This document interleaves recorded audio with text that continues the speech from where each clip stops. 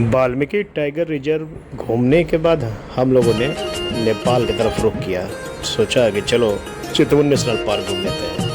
इसीलिए नेपाल की तरफ जाने वाले इस ब्रिज पर, बिटियार के ब्रिज पर हम लोग पहुँचे। भारतीय सेना ने हम लोग के सारे डॉक्यूमेंट्स, गाड़ी में सामान सारे को चेक करने के बाद हमें नेपाल की ओर जाने के लिए रास्ता दिया और वो पूछे भी कि कहाँ जाना है, तो हमने अपना सारा विवरण वहाँ अंकित करवाकर बिटियार ब्रिज को पार। भाई नेपाल जा रहे हैं और नेपाल का गाना न हो तो कैसे रह जाएगा, इसलिए हम लोग नेपाल गाना सुनते हुए नेपाल में प्रवेश किए।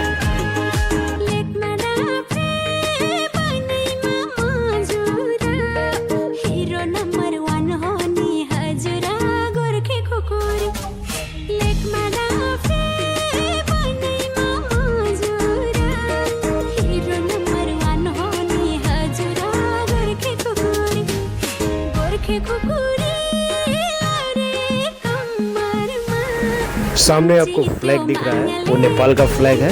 वहाँ पर नेपाली सेना ने हमारे सारे गाड़ी कागजों को चेक किया और हम लोगों ने भंसाल बनवाया।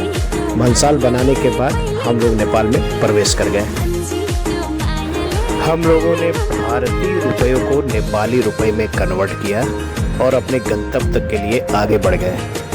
भंसाल में एक दिन गाड़ी का 600 रुपया हम लोग का चार्ज लिया, जो ऑफलाइन बना क्योंकि यहाँ पे अभी ऑनलाइन प्रक्रिया शुरू नहीं हुई थी।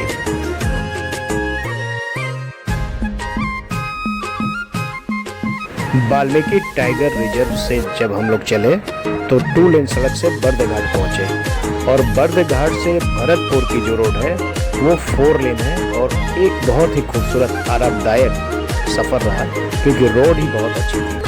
और ये रोड जो है भरतपुर से काठमांडू सीधे नेपाल की राजधानी निकल जाती है। तो इस समय नेपाल का रास्ता आप देख सकते हैं, बहुत ही खूबसूरत और बहुत मंगलकारी है। खाने के लिए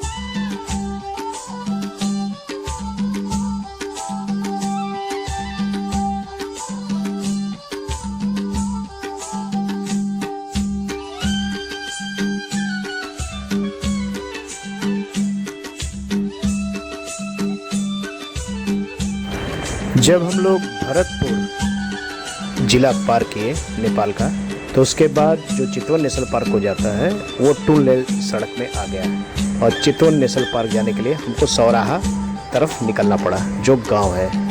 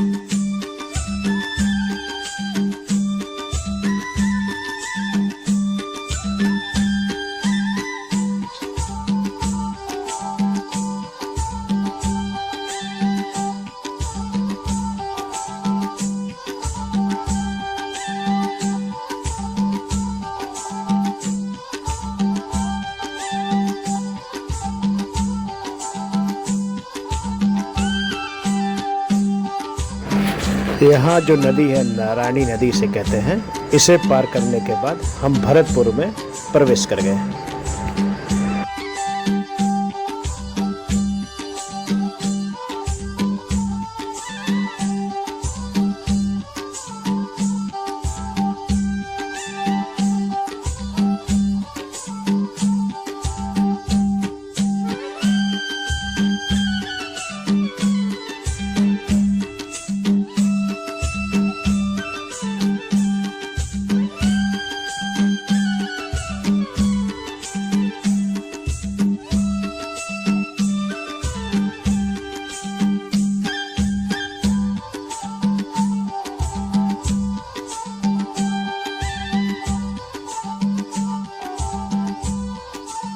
इस चौराहा के बाएं तरफ अगर आप मुड़ेंगे तो सीधे काठमांडू चले जाएंगे बाबा पशुपतिनाथ की। जय बाबा पशुपतिनाथ। और सीधे जो है चित्तौड़ नेशनल पार्क सौराहा ग्राम की तरफ निकल जाएंगे। हम लोग को सौराहा जाना था, इसलिए हम सभी लोग सौराहा की तरफ। जब सौराहा की तरफ जाते हैं तो यही चौराहे पे गैडा का मूर्ति दिखता है। यहीं से हमको दाहिने मुड़ जाना है और सीधे सौराहा की तरफ चित्तौड़ नेशनल पार्क की तरफ निकल जाएंगे, जो ये मेन गेट उसका प्रवेश द्वार।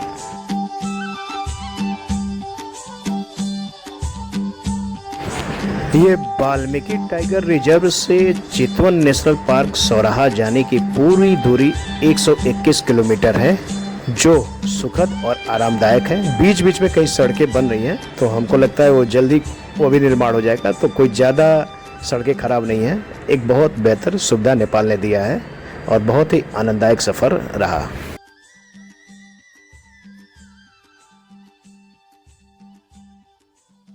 इससे पहले भी कई बार सौराहा मैं आ चुका हूँ परिवार के साथ और भी दोस्तों के साथ, लेकिन इस बार काफ़ी बदलाव देखने को मिला। यहाँ सड़कें बन गई थी और पटरियाँ भी बहुत खूबसूरत तरीके से बनाया गया था और चौराहों को सुंदरीकरण किया गया था और होटल रिसोर्ट के दिशा सूचक लगाए गए और लोगों को जाने की सुविधा के लिए हर चीज़ को वहाँ वर्णित किया गया। इसलिए मुझे लगा कि अब पहले से सरकार इस पर ध्यान दे रही है और पर्यटन बढ़ाने के लिए ही बहुत सुंदर व्यवस्था और अच्छी व्यवस्था कर रही है।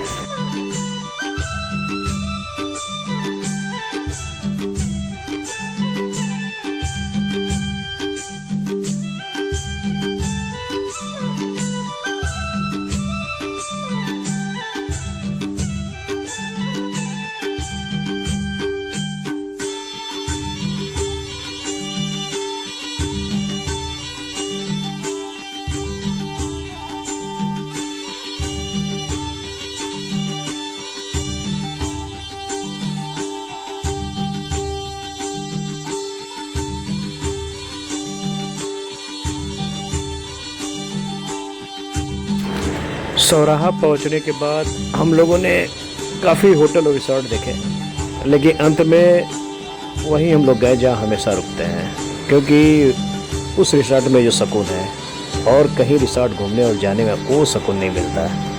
फिर हम लोग आराम किए और अगले दिन तैयारी घूमने के लिए करने के लिए खाना पीना खाकर सो गए।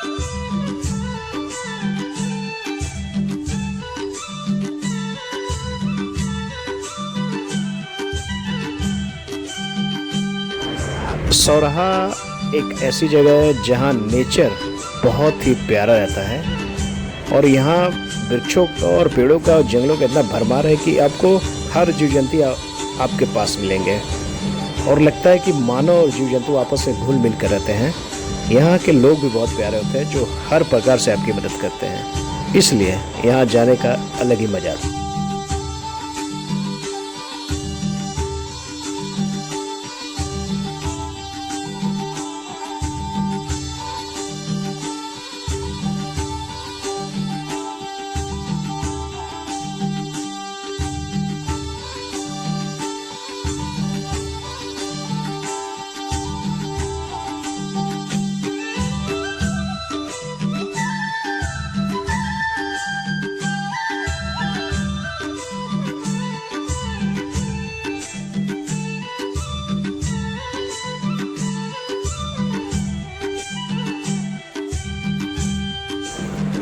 आखिरकार हम लोग अपने रिसॉर्ट पहुंच गए और दिन भर के घूमने और सफ़र करने की थकान मिटाने के लिए अपने अपने बिस्तर पे गिर गए भाई, और अगले दिन सुबह फिर घूमने निकलने की तैयारी करने लगे।